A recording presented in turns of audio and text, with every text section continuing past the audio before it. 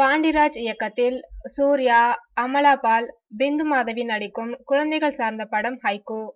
இப்படத்தை சூர்யாவின் 2D entertainments நிறுவனம் தயாரிக்கிறது. படத்தின் பத்திரிகையாளர் சந்திப்பு சமீபத்தில் நடைபெற்றது. சூர்யா, அமலா பால், இரு குழந்தைகள் என மேலும் சில படங்களும் இணைந்து இணையதளத்தில் பரவி வருகிறது. இந்நிலையில் படத்தின் கதை குறித்த தகவல் கசிந்துள்ளது. சிறப்புமிக்க அறிவாளிகளாக இருக்கும் குழந்தைகளை இந்த சமுதாயம் எப்படி பார்க்கிறது, அவர்களுக்கு நடக்கும் பிரச்சனை என்னென்ன என்பதே படத்தின் கதையாம். இதே பாணியில் அமீர் கானின் தாரே சமீன் பர் படம் வெளியானது குறிப்பிடத்தக்கது. மேலும் இப்படத்தில் சூர்யா தமிழ்நாடன் என்ற பெயரில் குழந்தைகளின் மனநலம் மற்றும் குணங்களை ஆராய்ந்து தீர்வு காணும் கதாபாத்திரத்தில் நடிக்கிறாராம்.